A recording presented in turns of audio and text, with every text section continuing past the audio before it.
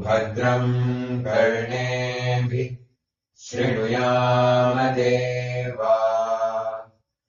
भद्रम् पश्येमाक्षभिर्यजत्राः स्थिरैरङ्गैस्तुष्टुवागुंसस्तानुभिः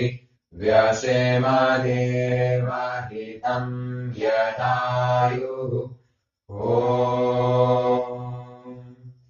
स्वस्ति न इन्द्रो वृद्धस्रवाः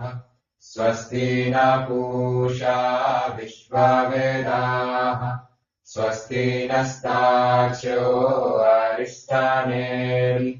स्वस्ति नो बृहस्पतिर्दधातु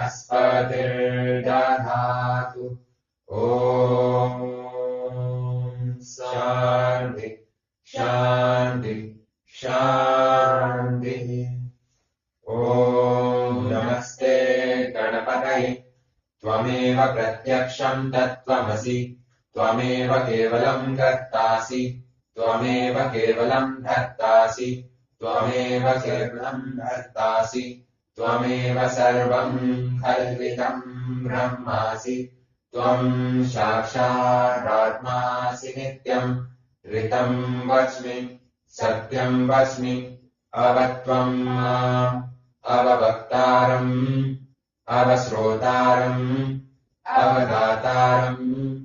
अवधातारम् अवानुचानवशिष्यम् अवपश्चात् अवपुरस्तात् अवोत्तरात् अवदक्षिणात् अवचोर्ध्वात्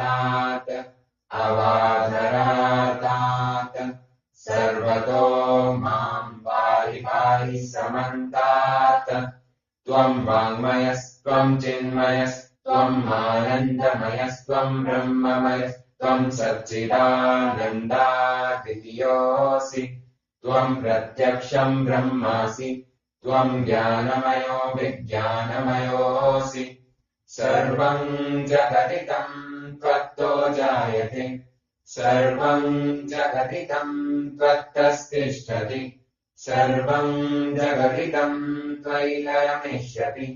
सर्वम् जगदिदम् त्वयि प्रत्येति त्वम् भूमिरापो नलो निलो नभः त्वम् चत्वारि वाक्पदानि त्वम् गुणत्रयातीतः त्वम् देहत्रयातीतः त्वम् कालत्रयातीतः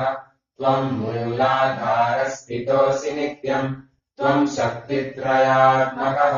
त्वाम् योगिनो ध्यायन्ति नित्यम्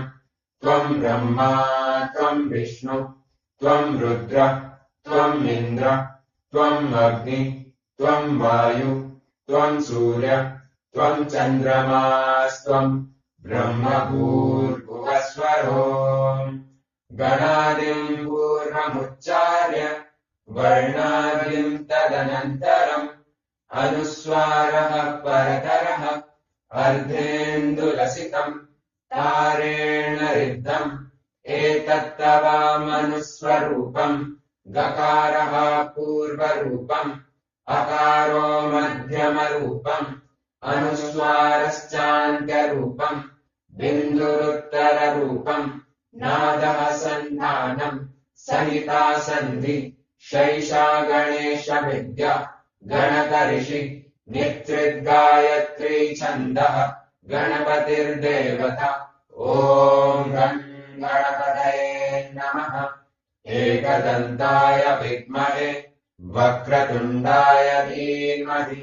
तन्नो दन्तिः प्रचोदयात् एकदन्तम् चतुर्हस्तम् पारामङ्कुशधारिणम् रथम् च वरदौ हस्ते बिभ्राणम् मूषकध्वजम् रक्तम् लम्बोदरम् शूर्पकर्णकम् रक्तपाशसम् रक्तगन्धानुलिप्ताङ्गम् रक्तपुष्पैः सुपूजितम् भक्तानुकम्पिनम् देवम् जगत्कारणमच्युतम् आविर्भूतम् च सृष्ट्यादौ प्रकृते पुरुषात्तरम् एवम् ध्यायति यो नित्यम् श्रायोगि योगिनाम् वरः। नमो व्रातपतये